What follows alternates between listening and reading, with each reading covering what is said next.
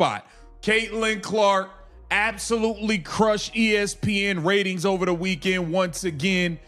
And there's a transgender, Julie Tetzert, who's looking to get into the WNBA. I say the Indiana Fever, go ahead and make the move since everybody's all good with it, right? We got to get into this, man. Welcome to Keep the Vision. Make sure you like, comment, subscribe. Share the channel, hit that bell notification, hype the video. That'd be greatly appreciated. 21 points and 20 rebounds per game. Player of the Year. Defensive Player of the Year. Domestic Player of the Year. Domestic Player of the Year.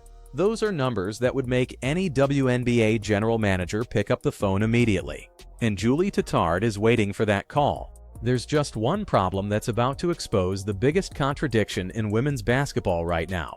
Narrative that I think that is problematic is to suggest that, number one, that transgender athletes are the biggest problem in women's sports. And I think this is what's bothersome, is that there's a faction of people in our country that are making this a massive issue. I've got some great news for Cheryl Reeve. Hey, it's me, Cheryl! That's Minnesota Lynx head coach Cheryl Reeve, one of the most vocal advocates for transgender inclusion in women's sports.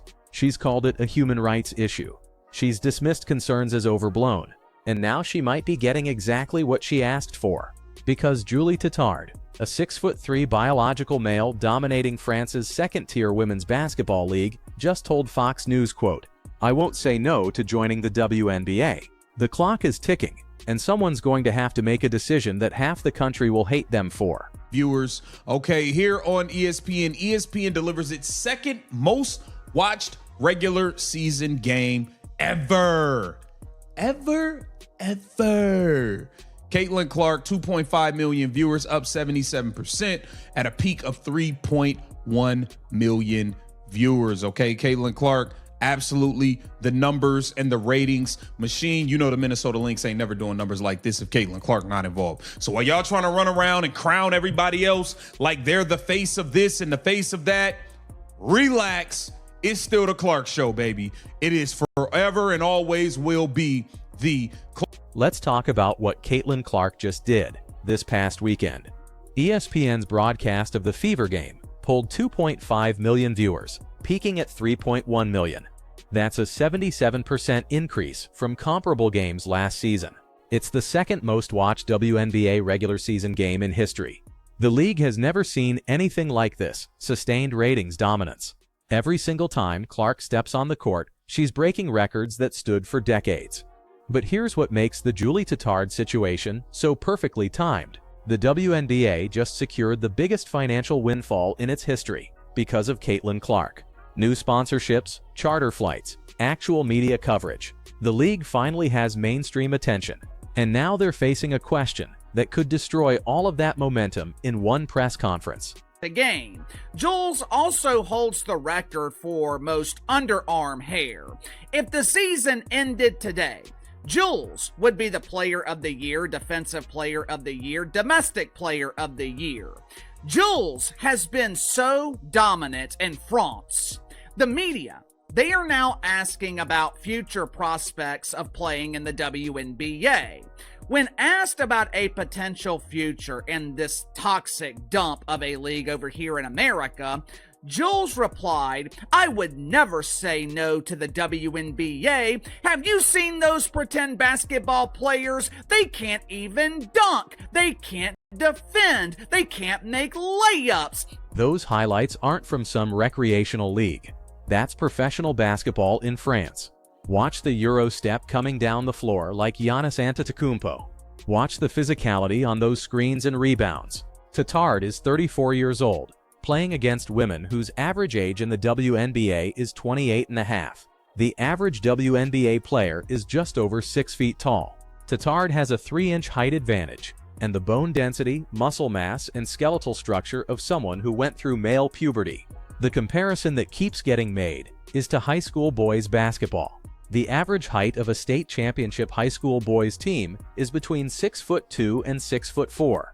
Those teams routinely scrimmage against WNBA squads in the offseason, and they usually win, not because the women aren't skilled, but because biology creates advantages that no amount of training can overcome. and Domestic Player of the Year honors after a record-breaking campaign. When asked whether she joined the WNBA if a team called, she was quoted as saying, "I won't say no." Indiana Fever, send the shirt, get it all, get everything ready, get the pen and pad ready, go on and get the contract. We're talking Player of the Year, Defensive Player of the Year, Domestic Player of the Year. Go ahead, record-breaking campaign. Go ahead and look at this. Let's take a look at the highlights, why don't we? Let's take a look at these highlights. Fall à 3 points qui décoche. Rebound, pushing it up the floor. Looking like Giannis, Euro style. Oh, yeah. Fox News broke this story wide open last week. Julie Titard swept every major award in France's second-tier league after what they're calling a record-breaking campaign. 21 points per game would rank in the top 15 in the WNBA. 20 rebounds per game would shatter the league record. Aja Wilson, the reigning MVP, averaged 9.7 rebounds last season. Titard is averaging more than double that against professional competition. When asked directly about WNBA interest, Titard said, "I won't say no. That's not hypothetical anymore. That's an active recruitment situation waiting to happen. Some team, somewhere, is going to have to decide if they're willing to be first." But before I explain why, let's get to the sponsor for today's video, my good friends at Sugar Mountain Trading. Darnell is one of my longtime viewers. Earlier this month, or actually last month, Sugar Mountain Trading did a giveaway for my audience. Darnell was one of the lucky winners. He had been dealing with pain for weeks on the right side of his body. Like most, when they hear me talk about the efficiency of the CBD from Sugar Mountain Trading, Darnell was skeptical of its efficiency. But since this was a giveaway, he decided to try it out. Since Darnell was one of the winners, Sugar Mountain sent him some complimentary CBD lotion. As you can see in the email, within minutes of applying the CBD to his pain points, Darnell's pain was gone. You also have the chance of relieving your pain and being a winner like Darnell. Here's the strategic calculation that WNBA coaches are absolutely making right now, even if they won't say it publicly. Your job as a head coach is to win basketball games. That's how you keep your job, earn bonuses, and build your legacy. The WNBA is a league where almost nobody can dunk, where the average player barely clears 6 feet, where athleticism gaps can be exploited ruthlessly. If you're a coach looking at Julie Titard's film, you're seeing a player who can rebound, defend the paint, set crushing screens, and finish around the rim at a level that doesn't exist in the W right now. You're thinking about Caitlin Clark running pick and roll with someone who can actually catch lobs and finish above the rim. You're thinking about never getting out-rebounded again. The European leagues have been paying men who couldn't make the NBA $500,000 a year for decades. Now the WNBA average salary is $600,000.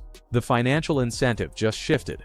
This isn't about Julie Titard being a pioneer. This is about opening the floodgates to every skilled male player who couldn't quite make an NBA roster. Watch everybody be mad. Look at this. The and one celebration, not gonna lie, I lost it. This dude is my favorite women's basketball player. Look at this, man. Look at this. Look at this. Tick, tick, boom. We're bringing the noise. Go, baby. You see look at this. Yeah, go on and get Julie. Julie, you are a fever. You are a fever. Oh, man, yeah, we winning a championship. Y'all sure? Look, y'all sure y'all want this in y'all? Are y'all sure? Look at the elbowing, taunt. Noise. Are y'all sure y'all want? Watch that celebration after the followed and one. The physicality on that drive to the basket, the shoulder drop, the elbow extension, the way defenders bounce off those screens. Now imagine that happening to Angel Reese. Imagine that happening to Breanna Stewart. Imagine Julie Titard setting a screen on Caitlin Clark and sending her flying into the third row. The internet would lose its mind, not because it's a hard foul, but because everyone watching would immediately understand what just happened. You can't unsee biology in action. You can't pretend that testosterone-driven muscle development doesn't create force differentials that matter in contact sports. And here's the part that makes this so awkward for the WNBA. They can't say that out loud. The league has spent 3 years telling everyone that inclusion is non-negotiable, that transgender rights are human rights, that anyone questioning this is a bigot. They've backed themselves into a rhetorical corner where the only acceptable answer is yes. Meanwhile, she is advocating for her own unemployment. Someone please make it make sense. Over the last few days, Caitlin Clark has been heavily criticized, mainly by her own fan base, for her unwillingness to get involved. Sunday afternoon, Caitlin Clark was asked about biological men being allowed in the WNBA. Listen to her response. Watch it for yourself. It's not really a discussion we really have in our locker room, I think. Let's talk about what WNBA players have actually said about this. Seattle Storm players were photographed at Pride events, wearing trans rights are human rights shirts.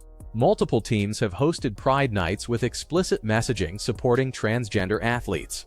The Players Union has released statements affirming their commitment to inclusion. But here's what's fascinating. Not a single WNBA player has publicly said, yes, I want to compete against biological males. They support the concept in theory. They'll wear the shirts and post the Instagram stories. But when it comes to actually sharing the court with someone who has male biological advantages, crickets. That's because they know exactly what would happen. They'd lose their jobs. Not immediately, but eventually. Because if Julie Titard can dominate France's second division at age 34, imagine what a 25-year-old former Division I men's player could do in the WNBA. It is not her responsibility to deal with this. If you are looking to Caitlin Clark to be a leader, you are looking in the wrong place. Some people are leaders, most are not. Caitlin Clark is not a leader, and that's okay. Mainly because this is not her fight. She does not have the power to decide whether Julie Titard will be allowed to play in the WNBA. That responsibility falls on Kathy Engelbert, who shares a commonality with Caitlin Clark, because Kat is damn sure not a leader. Caitlin Clark got asked about this directly on Sunday. Watch how carefully she navigated this minefield. She said it's for leagues and governing bodies to work with athletes to find solutions, but her focus is on basketball. Then when the reporter tried to follow up, she shut it down immediately. People are criticizing Clark for not taking a stand, but that completely misses what's happening here. Caitlin Clark is not a leader in that sense, and she doesn't have to be. She's a basketball player who's already carrying the entire league's ratings on her back. She's already dealing with getting physically targeted every single game. She's already navigating a locker room and league culture that resents her success. Expecting her to also be the person who takes on transgender inclusion policy is absurd. That's not her fight. That's not her responsibility. And frankly, she has zero power to change the outcome anyway. Kat Engelbert has refused to address it. There is a simple solution to this problem. All Kat had to say was, there will never be biological men allowed in the WNBA. Meow! Sounds easy, right? Here's the problem for Kathy Engelbert. For the last 3 years, she has been trying to serve 2 masters.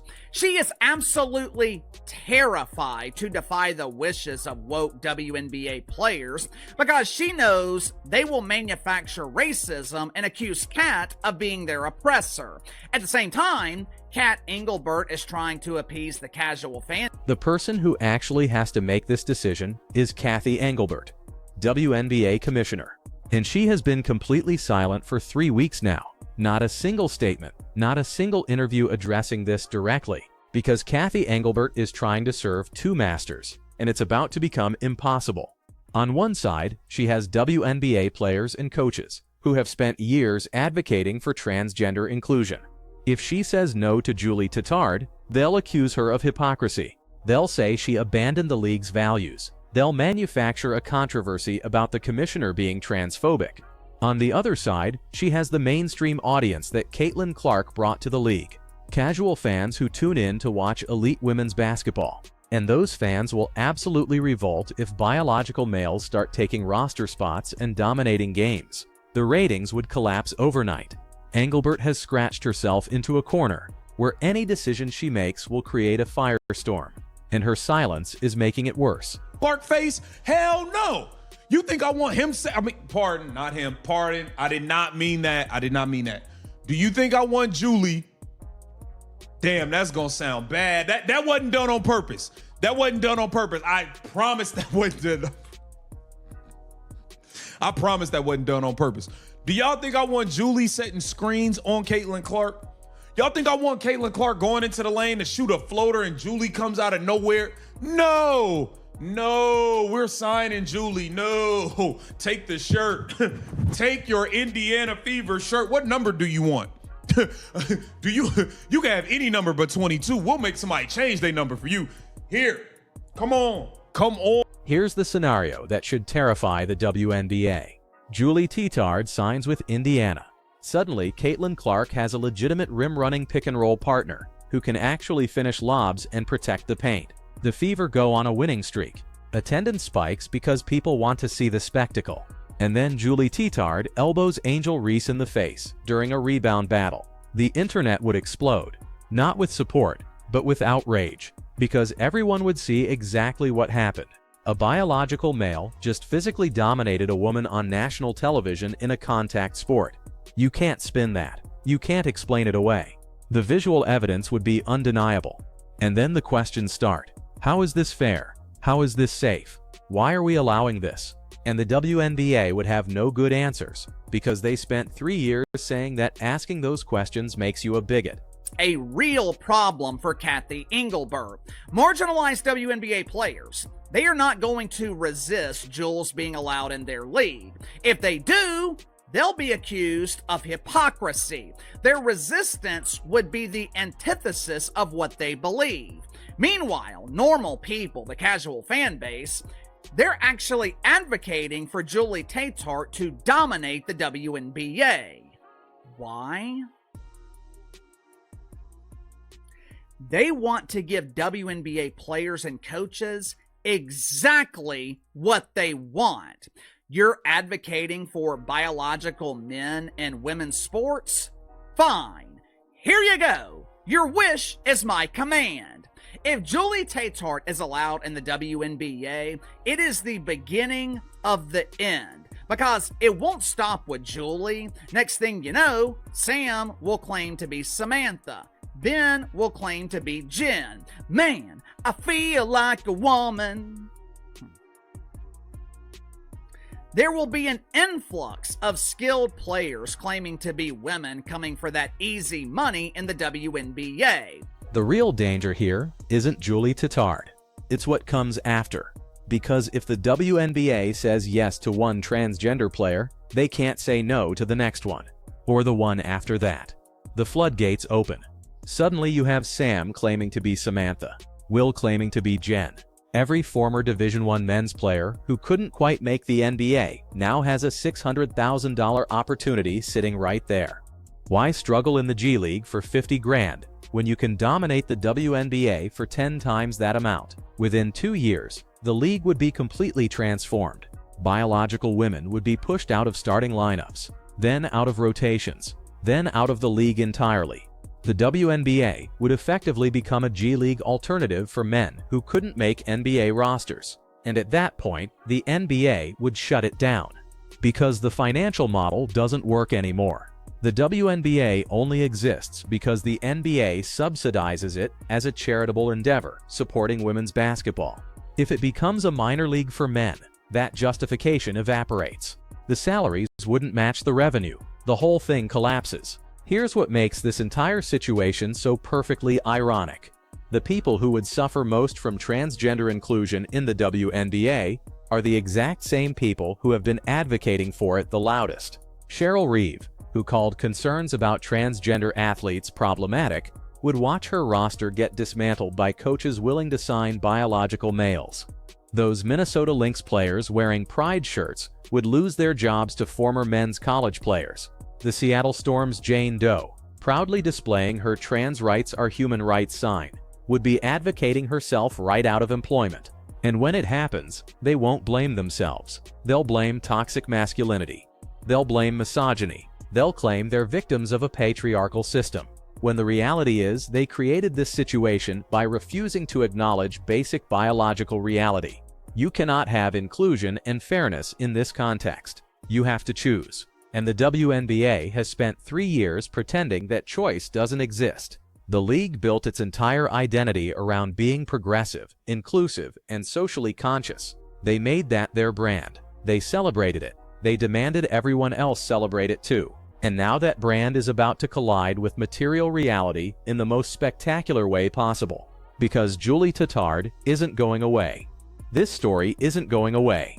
Eventually, some team is going to make an offer, or some player is going to file a discrimination lawsuit, or some state is going to pass a law forcing the issue. The WNBA can't hide from this forever. Cathy Engelbert needs to make a decision. Does she protect the integrity of women's basketball and face accusations of transphobia? Or does she allow biological males to compete and watch the league's credibility evaporate? There's no middle ground here. There's no compromise position that makes everyone happy. Someone is going to be furious no matter what she decides. My prediction? The WNBA will try to create some bureaucratic policy that sounds inclusive but effectively prevents transgender athletes from competing. They'll require hormone levels or transition timelines that Julie Tattard can't meet. They'll create barriers without explicitly saying no. It'll be the worst of both worlds. Transgender advocates will call it discrimination in disguise. Fans who want biological fairness will call it cowardice for not just saying no directly. And the controversy will drag on for months, dominating headlines and overshadowing actual basketball. All of this could have been avoided if the league had been honest from the beginning. If they'd said, we support transgender rights in society, but elite athletics requires biological categories to ensure fair competition, that's a defensible position. Most people understand that, but instead, they went all in on inclusion rhetoric without thinking through the consequences. And now Julie Tattard is calling their bluff. So here's my question for you. Should the WNBA allow biological males who identify as women to compete in the league? Yes or no? You can't say it's complicated. You can't say we need more research. Pick a side. Because Cathy Engelbert is going to have to. Drop your answer in the comments. And if you think this situation is going to get even messier before it gets resolved, hit that subscribe button, because we're going to be covering every development as this story unfolds.